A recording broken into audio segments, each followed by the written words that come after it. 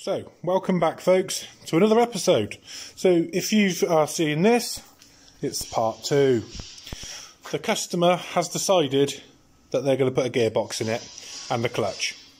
So, what we're going to do, as if you haven't noticed, we already haven't, so let's put the screws in it. So, we just put it lightly back together like this, so it can sit at the front, and happy days. You are going to hear a lot of background noise in this video, so please be patient, and I'll try my best to edit it out later on or such. So, like I say, it's all loose. I'm just going to pop the front back into inspection mode, get the van jacked up, and get it secure so we can start pulling the gearbox. We're going to be waiting on the clutch in the next hour or two. So, yes, back to it, I guess.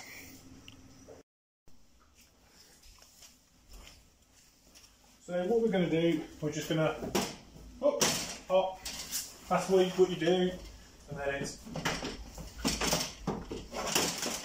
pop. Job done.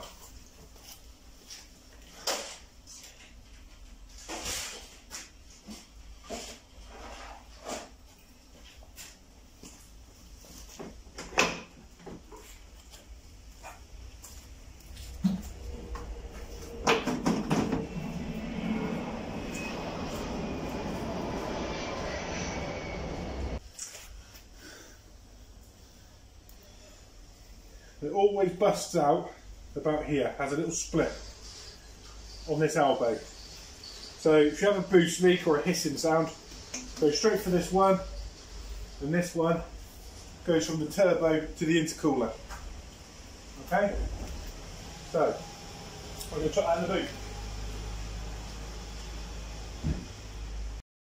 So straight away, what we've got to do is unplug the reverse sensor, the gear selectors, take this gear selector mechanism off.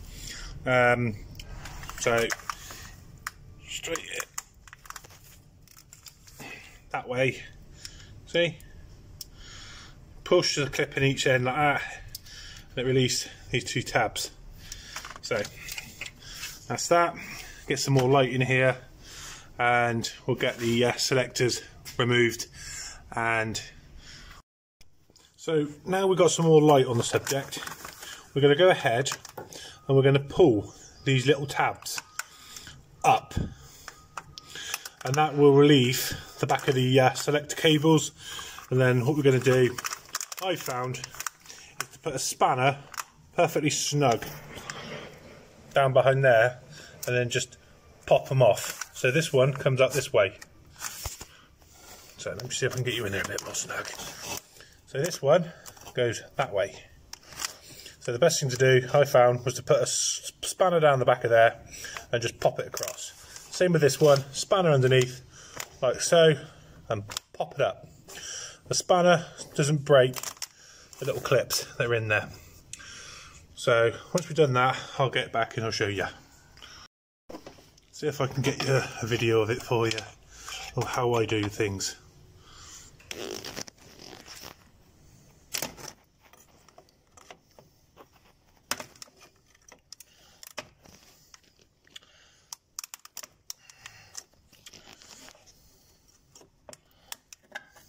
Like so, and then what you do is you just hook it underneath like that, and then just gently prise it out like so,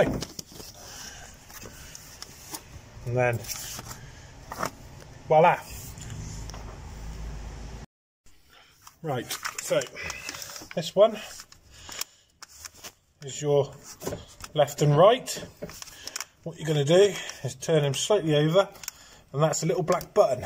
You press that in, very difficult one-handed, and it pops off, like so.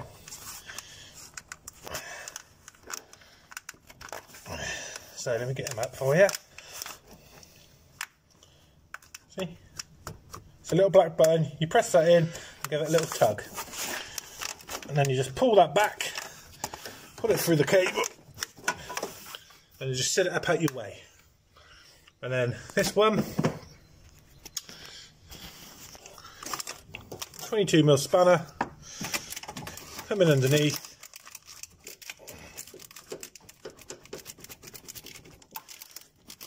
Push it underneath, pop. That simple. And then again, down the back of here, get up the cable, give it a good wriggle.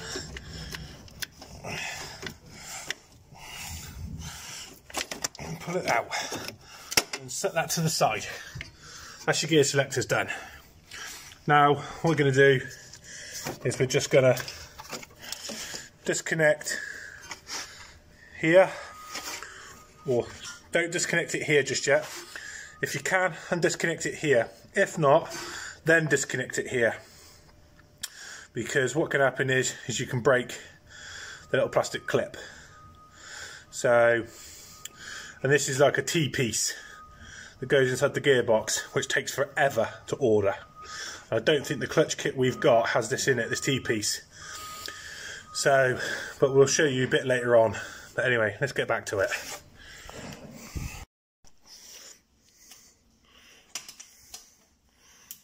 So, 19mm breaker, it focuses, bracket ratchet.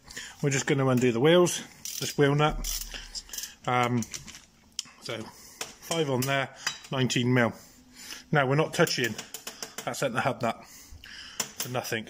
So I'll get back to you once I've got the car van jacked up and got this all done.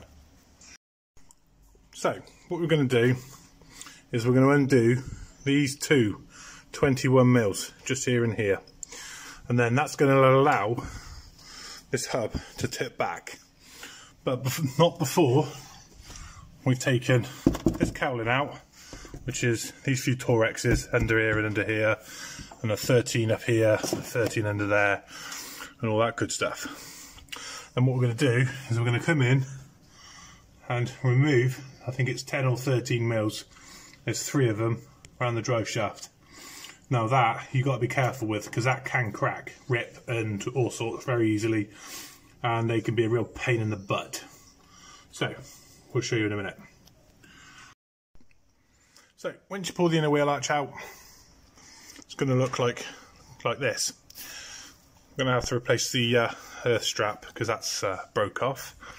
But you got 113 there, 113 up there. The inner wheel arch comes down to here, with a little Torx about here somewhere. But nonetheless, it opens it up to looking like this. Now what we're going to do is we're just going to come in and do 1, 2, 3, 13mm, and that's going to allow us to take the drive shaft out, undo the gearbox mount and a few octane ends, and we should have the gearbox on the floor. So as you can kind of see here, we've took the bottom radiator support out, the radiator. You can do it how you like, but I'm doing it this way. So you can see, as you can see, you've got all this room. You literally can see absolutely everything that's in there. I mean, this is my personal way of doing it. Whether it's yours, whether it's not, whether you like to struggle, it's up to you. But either way, this is the way I like to do it. So down here, both sides, you have two 15s, one there, one the other side. You have a 13mm somewhere about here for the, there you go, for the power steering line.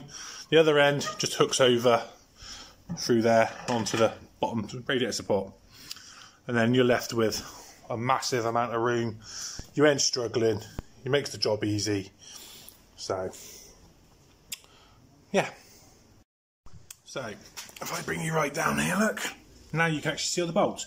There's 113 there, there's one down the back there. So there's two at the top, there's that one, and pop that off, and just there, in the case of going round now, and then taking all these lines off, taking this line off, bottom bolting it and everything, and undoing the top nut, dropping it down, and then from the side, undoing the gearbox mount, so it's just the gearbox, but I'll show you as I'm going along what I'm doing.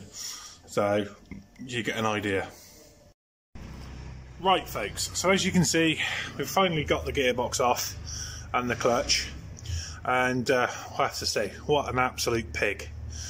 The starter metal bolts studs had snapped, and we had no choice but to split the gearbox because it's dud anyway. But that one snapped. One that goes through the back here, that was just seized solid. It fought us all the way, and yeah, the clutch is pretty toast as well. So, on the pressure plate, so it's going to need one. But yeah, what was tight should be tight, wasn't tight. What wasn't meant to be tight was stupid tight. So, I mean, even the 11 mil, 11 mils that go, there's 6, 11 mils? Yeah, the 11 mils that go around the circumference of the clutch. They were so stupidly tight.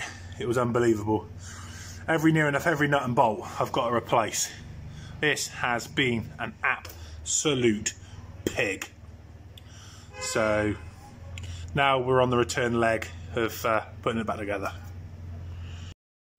Right folks, so as you can see, we've got it all put back together. I didn't film it because the job was already taking way too long, and it has been a real kick you all the way. And it is still kicking us and still fighting us to this moment. We've put coolant in it, I pressure tested the system, and we've now got a leak on the thermostat housing. So we're going to go ahead, get that pulled off and have a look at that. Hopefully it's just a gasket, fingers crossed. I mean, as you can see, the radiator's back in and clutch is all bled. Gears are nice now. It's all working as it should. So hopefully when you see it back, we'll have the front end back on and we'll show you guys what it's like. So there you have it folks. The van is now all put back together.